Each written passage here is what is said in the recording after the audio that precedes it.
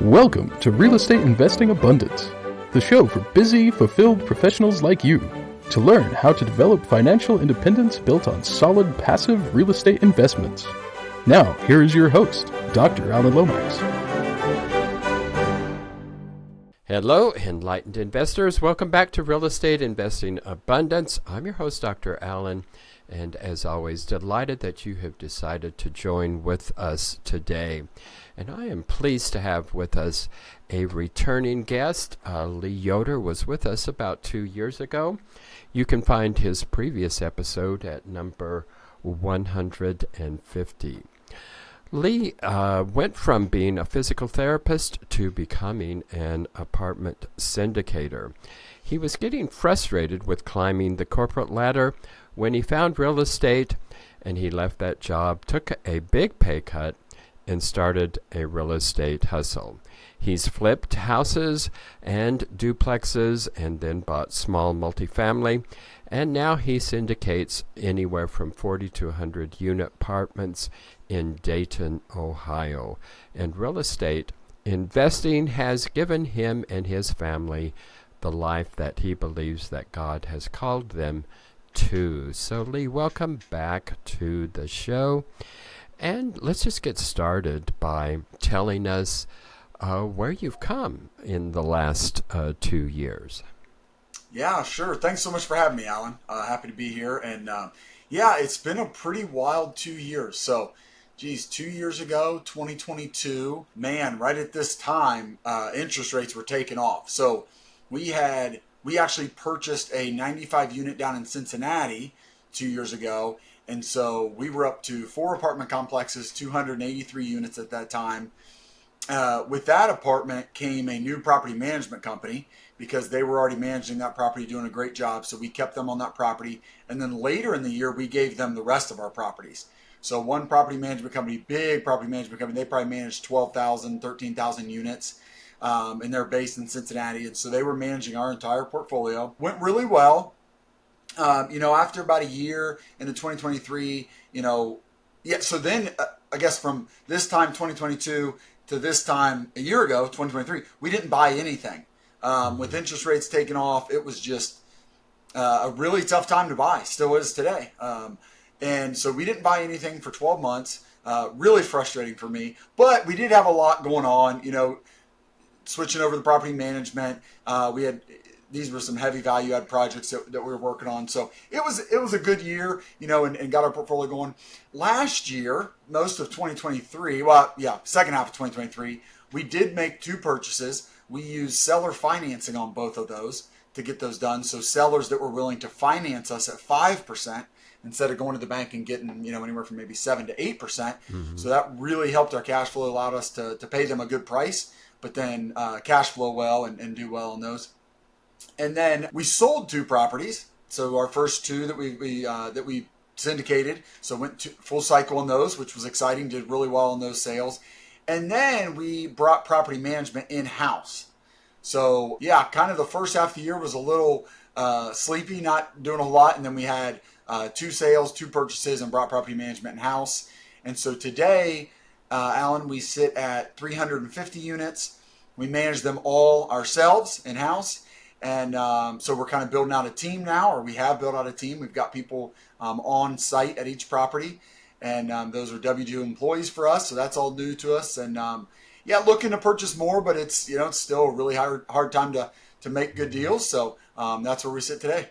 Well, it sounds like an exciting 2 years and a lot of huge changes in terms of your company going from outsourced property management to in-house management.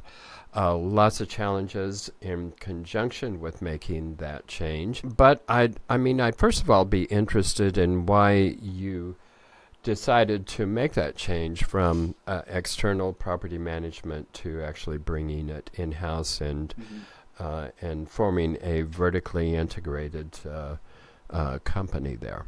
Yeah, there was 3 things. One, we were getting frustrated with our third-party property management company, but we didn't feel like there was a better property management company out there. We just got frustrated with third-party management because, Alan, they're always going to just have a little bit different incentives, right? I mean, they were really good. They had economies of scale. They had a ton of experience that we didn't have. They had a lot that we didn't have, and they did a good job managing our properties. But, they're trying to make money off our property and off their property management company. And, we just want our property to make money. So there's just some different incentives there. And so we were just kind of getting frustrated with them. So that was part of it. Second part of it was, now we've been in the business for a handful of years, and being around them and learning a lot from them, as time went on, we just felt like, more and more comfortable that we could do this ourselves, which, a couple years ago, 3 years ago, it was like, there's no way. I mean, it just felt like it is a completely different business. So it's like, we don't want to run that business. We don't know how to run that business. And, after being around them and being around property management, for a couple of years, it was, or for a handful of years, we just felt more and more like we could probably pull it off. And then the third thing, I just felt like God was, opening some doors for us to move in that direction. So the property that we purchased first last summer, so we got two. The first one we got was kind of interesting. It was a 48 unit and a 16 unit that we did together. And the seller of the 48 unit, his brother lives on the property and was managing it for him. Normally, I would think when I saw it, I was like, well, that's not going to work. We want to run this professionally. That's probably not good. This is mom and pop. That's who you're trying to buy from, but then you turn in professional outfit. Well, actually, the more we dug into it, he was doing a great job. And so we're like, okay, well, maybe we just keep him. And then we're thinking, well, gosh, if this guy that's selling it to us, if he can manage this property with his brother, he spends half the year in Florida. We're going to inherit this guy. Why do we need a big third-party management company to come in and just manage this guy who's doing doing most of the work? Mm-hmm. Now, there's a ton to do behind the scenes. You got to pick a property management software and do all the back-end stuff. But it was like, man, the day-to-day stuff, like this guy's doing it. He's been doing it. He wants to keep doing it. We can tell he's doing a great job. Why can't we do this? So it just felt like really kind of an odd thing. The property management company we were working with, they didn't really want it. So that was kind of weird. We're like, okay, they don't want it. Man, it looks like we could do it ourselves. Why don't we just try it? It's 64 units. Why don't we just try it, see how it goes? If we totally flop, we'll go to our property management company that we're using, beg them to take it, or go to somebody else. Like there's plenty of property management companies out there. We just felt like worst case scenario, we go find a property management company, but let's try it out. So those are kind of some of the reasons we got it started last summer. Yeah. Well, I'm sure there were a lot of challenges with making that, not only getting the appropriate software and implementing that essentially from scratch. I know there's a number of different softwares to choose from. What was your experience really with the implementation of the software to actually do the property management yourself? Yeah, we use AppFolio. It's a great software. There's others out there. I really like it, but man, it's a lot. Like just implementing all the financials and the back end stuff. I mean, how do you pay all your vendors? How do you pay for all your utilities? Pay your taxes, your mortgage, all through there. Collect all the rent. Charge fees when necessary. Move people in and out of units on AppFolio. Just there's so many things, and I don't know any other way to do it, Alan, other than just put a property in there and start doing it. There's really no. I mean, they have a bunch of videos. We hired some people. I talked to several good friends of mine who were already using AppFolio, managing their own properties. So I had a lot of help going into it, but that probably got me 10% of the way there. And then the rest of it, you just got to learn by, being in the fire. And just each step, okay, shoot, we've never moved somebody out yet. Okay, what do you do in AppFolio when somebody moves out? And they have videos and tutorials on there, and maybe you call a friend, and then you just do it, and then the next time it's easy, right? So it was really just that. But there's a lot of back end, and we're still working through it, to be honest with you. We'll be coming up on a year. Gosh, by the end of May, it will have been a year. So we're still learning. I think for the next year we'll still be learning some, but we're not missing anything big. It's all happening. Everybody's getting paid. We're collecting all the rent, and the financials look good, and we got our K1s out on time this year. So over a month ahead. Got our K1s over a month ahead of the April 15th deadline. So our investors are pretty happy with that. Yeah, so it's happening, but it's just, it's just jump in there and learn as you go. Yeah. Well, that's kind of the way it always is. What were the big surprises? I think the big surprise is, taking on W-2 employees, running payroll, going through benefits. I don't think I fully appreciated just what a big deal that was. And it was a lot. I mean, it was, and it still is. It's a lot to manage people and their emotions and their stuff going on outside of work, and hiring and firing, and then just taking care of all the benefits, all running payroll and all that. I just didn't fully appreciate how much went into that. But at the same, on the other hand, Alan will say I was, pleasantly surprised with how much, you can go find really good people and they'll take care of your properties and they'll do a really good job. So I've kind of said, there are we have had to fire a person. One guy quit. We've had, difficulties with some employees. And so that's challenging, but most of our employees are really good, and hiring really good employees and working with them is really fun. So it's been both harder and better than I thought. Yeah. In terms of finding employees, what have you found to be the most effective way to find good employees? Yeah, a lot of our employees have been through referrals, or we've assumed them when we took over. So it's people in the business that are already doing a good job, and you hear about them and hire them on. Two of our employees were with the previous property management company that we were using to manage our properties third party. And then we assumed one at a property we took over that we bought, last year. We assumed two at two different properties that we bought last year. And then the others, Indeed, throwing up an ad on Indeed and going through a bunch of interviews and finding, the best one. Those have been the ways we've brought people on. Enlightened investors, if you haven't done so already, be sure and click that like button and also click that share so others can take advantage of the content.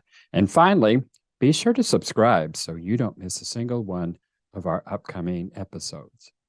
Well, what is the, I guess, in going through this process over the last 2 years, certainly you're not the only one who has been challenged in finding properties. It's not just because of interest rates. It's partly because sellers, by and large, are still wanting to get prices that they were getting in 21 and 22, and with interest rates being what they are, the market just doesn't hold that. But there's sellers are still holding on, hoping to get prices that they could get.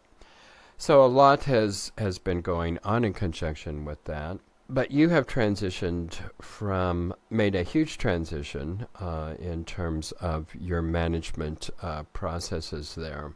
What has been the most rewarding part of making that transition? Into managing your own properties? Mm-hmm. Yeah, I think it's been working with the employees, just having more people on our team. I really like being a part of a team, being the leader of that team. Did that with sports growing up and with other companies, and just I really enjoy that. So I think having our own employees, again, most of them really great, and working with them, and then like implementing the plan that we have for taking care of our properties and taking care of our residents, and seeing that happen, that's been really rewarding for us. What has this done for the bottom line for your NOI? Is it challenging to maintain that by going vertically, or has it been beneficial to the bottom line? It has been beneficial. I'll give you an example, Alan. So our previous property management company, they charge a 4% property management fee. But what kind of gets hidden is that they also charge all of the administrative costs that they incur because of the property, and they also charge the advertising costs, that are for the property, which makes sense. Well, on one of our properties, it's a 96 unit, so almost 100 units. It pulls in, about $1 million a year in revenue, and so that 4% fee is like $40,000.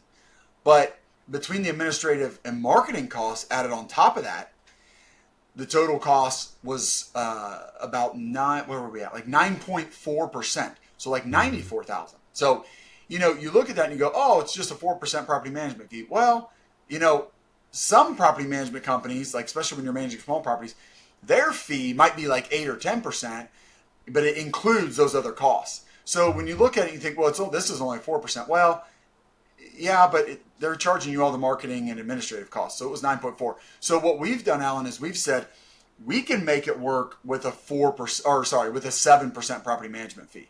So we're now charging that property 7%, which, again, on $1 million is 70,000. So we're saving about 2.4% or $24,000 for that property per year. And 7% is good with us. That's able, to pay us a nice fee, pay for all the marketing, all the administrative costs.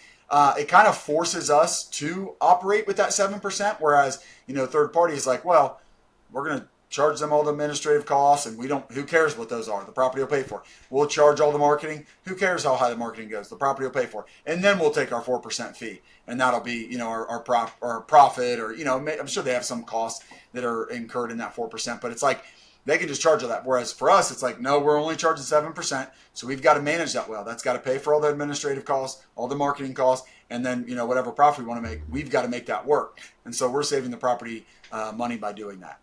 Well, one thing that, in terms of maintenance, it would seem like with a large property management firm, they could be getting really discounts on the repair and maintenance side of the coin, where it seems like with going on a smaller level on that, it would be more challenging for you to get those discounts in terms of the repair and maintenance costs. What have you found in conjunction with that? Yeah, I will agree with that. I don't think we saw a whole lot of savings with them for like administrative and marketing costs. But yes, like, going to Lowe's, going to Home Depot, if you're spending millions of dollars they're going to give you big discounts. So we did see the benefit of that. So if you're going in and you're going to renovate a ton of units, you're really going to benefit from that scale. Now that we're managing our entire portfolio, we're still not there. We'll get there eventually, but that's where we would lose out. But I'll tell you, Alan, it's interesting because, materials is just part of it. Labor costs is another part of it. And the property management company we were working with, they weren't doing it all in-house. They were, they had crews that they worked with, and those crews were good and were quick and were available because they pretty much just did work for the property management company that we were working with. But they weren't super cheap. So, we've kind of run a model where we're using our maintenance guys to do a lot of the turns, and that's way cheaper. I mean, there's not all this overhead of these construction companies, these contractors. So we're not seeing, really a big difference. We're actually doing very well on the unit renovations, and that's the big thing. And then, we use all their same relationships. They introduced us to some great companies as far as like putting down new asphalt, new windows, new roofs, stuff like that. So we're kind of getting some of the same pricing. I'll give you one example. The flooring company that we use, as soon as we stopped working with our property management company, they said, hey, we're going to, you're not going to get their discount anymore. So there's an example right there. But again, using our maintenance guy and using some of the crews, we've kind of made up for that. And we're not doing a ton of unit renovations anymore. So we've kind of been able to make up for that. But yeah, that's something I would certainly acknowledge, that we're losing out on that as far as some of the scale with doing a bunch of unit renovations with the material costs. Well, where are you looking to the future here? You said you had been frustrated and that you just haven't been able to get into the acquisition side of it to the degree that you want to over the last 2 years, which many people are expressing those same frustrations. Where do you see yourself going in the next 5 years? Yeah, I don't foresee myself making any changes. I'm just really trying to be patient. I think great deals are coming. I think we've got to be patient. I think there will be a time when prices and interest rates and all that will make more sense. It doesn't stay high forever. I think there'll be a correction, if not, rents will eventually catch up and expenses will calm down and stuff like that. So it's not always going to be like this. There will still be challenges. They'll just be different, of course. But I do think this is a uniquely difficult time to purchase because prices are still so high and interest rates are so much higher. I mean, you can say interest rates have been much higher in the past. That's fine, but prices were way, way lower. So it is kind of unique to me. So I'm just trying to stay patient. But I will tell you, Alan, we've started to see some things break loose. I'm seeing more inventory, which is good, and I'm seeing a little more distress, and not like serious distress in our market so much here in the Midwest and Southwest Ohio, but to the degree where just owners are just kind of, it's not going so well anymore. In 2021 and 2022, income was just skyrocketing and expenses were I mean, yeah, did we have the material costs skyrocketing? Yeah, but taxes weren't skyrocketing yet. Insurance costs weren't skyrocketing yet. Labor was, but it's had a long way to go. Today, income is stagnant. Income is flat, right? In some of the hotter markets, income is down. Expenses are skyrocketing. Everybody got their tax increases. Those were huge. Insurance premiums are way up, right? So those big expenses, and then now your interest rates, of course, that's the biggest one if you've got variable rate. We don't, so we're not experiencing the interest rate increases, but a lot of people, that's the one that's really crushing them. So, 2023, we saw the bad side of inflation as apartment owners, where on the expense side. And so owners are starting to feel that. And so, they've been able to kick the can down the road, but that's coming. We're going to have more and more forced owners. And it's even some guys and girls that jumped in, Alan, in 21 and 2022 because they're like, this is easy. Well, it was, and now it's not. So they're going to be like, I mean, even some owners, again, it doesn't have to be a ton of distress. It's just some owners that are like, hey, I bought in 2021, 2022. I'm not cash flowing. My interest rate's up. Taxes are up. I'm not cash flowing. I want out. I'm just going to sell. I'm going to sell. And so they're going to sell for what they sold for and maybe a little loss. And that's where we're going to start seeing opportunities. So just staying patient, waiting for those opportunities, just trying to manage our stuff really well, get capital ready. And I think there's going to be some really good deals coming. Yeah, I'm hearing of that from a lot of operators that a lot of bridge notes are coming due. Variable rates are adjusting, and folks who got themselves into those 2 and 3 years ago are heading for difficulty. Right. The thing I'm also hearing, though, is that most of those are not making it to the market. Most of those are off-market deals with folks who have had ongoing relationships with lenders and also just straight off-market from seller to buyer. But I think that that dam has to break. I think those things are going to start approaching the markets here within the next 6 to 12 months here. I agree. So, you can only hold so much water back. And it's going to come over that dam sooner or later there. Yep. Well, Lee, what is your last words of advice for us today? I guess I'll just stay on that same note, Alan. I would really advise people to stay patient and remember that real estate is a long game and that 1 year, 2 years is not that long of an amount of time. So, to be, for us, we went 12 months and didn't purchase anything, but Alan, as you know, that was the 12 months that a lot of people made purchases that they're regretting. So we're pretty happy that we did that. We don't have any distressed deals in our portfolio. In fact, we're paying 8% distributions on ours right now. They're cash flowing very well. And so it's really tough. I'm preaching to myself too, because it is really tough to stay patient, but real estate is meant to be a long game. People were able to make really quick money. Really from 2019 all the way, if not even going back a couple more years, 2017, but man, there was a great 5-6 years running up to the peak, but the peak was, beginning of 2022. When the Fed started raising rates. And so, we're 2 years past that now. Things are very different, and people are finding out that, how real estate's supposed to be, and that's supposed to be a long game. And you're supposed to play it conservatively and, get good debt and play for the long term. People that didn't do that, are the ones that are hurting. So I would just encourage people to stay patient and remember that real estate's a long-term game. if you don't have to be that smart. I'm a great example of that. You can, get in, but if you can operate well, you're going to win, but only if you can stay in it for the long term. And you got to set it up that way. So if you're patient and you look at real estate as a long-term game, you're going to do really, really well and build incredible wealth. But if you try to, make money quick, there's times when you can do that, and other times you'll get burned really, really bad, and you'll be out of the game. Right. Well, we are talking today with Lee Yoder, and he is the CEO of Threefold REI. So, Lee, tell us about Threefold REI and what it is that you have to offer our viewers and listeners. Yeah, sure. So we're a private equity company that raises equity from investors, and we syndicate apartment buildings, which just means we bring a bunch of investors together and go buy apartment buildings together, and then we operate them in-house, as we talked about, Alan. We're real local. We do everything here in Southwest Ohio. We like to be right on top of our properties. Even when we weren't managing them, we wanted to be right on top of the property management company. Now we're managing them, so we're really right on top of them. So we really like to stay local and be on top of our properties and operate them really well. I believe so much in operating. I mean, yes, you have to buy right, finance right, all those things, but you have to be able to operate. So we really put a lot of focus into that.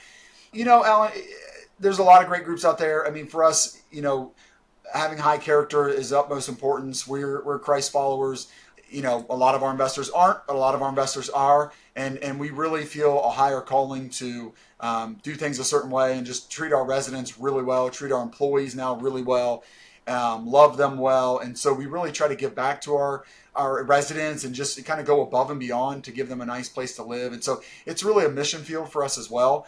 And our investors like to be a part of that and like to come on. So that's maybe something a little bit different that we offer. Although, again, I know other groups that do that really well as well. But that's something we really focus on. So that's kind of our approach. And all that being said, we've been able to provide great returns. So we expect to continue doing that so we can do good and do really well financially. And so that's what we've been able to do and what we want to do more of. And and I would encourage them to jump over to our website. You said our name, Threefold REI. That's the website. Threefold REIs and realestateinvesting.com. And we've got a bunch of great material over there. And you can also go to threefoldrei.com and get hold of Lee's ebook on passive investing, 5 steps to passive investing. So, Lee, thank you for being with us again. It's been a pleasure having you back on the show. Thanks for being with us today. Thanks, Alan. Enlightened investors, wait, don't go just yet. I just want to remind you about our recently launched webinar that you will not want to miss. If you're at all curious and would like to learn more about how real estate investing can diversify your investment portfolio, alleviate the anxiety associated with Wall Street swings, leverage your 401ks and IRAs to substantially increase the return on your investment, and do all of this with turnkey, hands-off passive real estate investments, then you'll want to immediately go to steedtalker.com/webinar. In the webinar, we'll also address the common dubious investment schemes that you want to avoid. To access the webinar, go to steedtalker.com/webinar. I look forward to seeing you in the webinar. Thank you for tuning in to Real Estate Investing Abundance, brought to you by Steve Talker Capital, a company working for passionate professionals like you to develop financial independence built on solid passive real estate investments. As part of our efforts to make the world a better place, Steve Talker Capital contributes to activities and organizations committed to better understand the equine. These endeavors attempt to enhance the human treatment of horses worldwide. Steve Talker Capital, working for a world where all creatures, great and small, flourish abundantly. For resources to develop your financial independence, connect with us at stevetalker.com.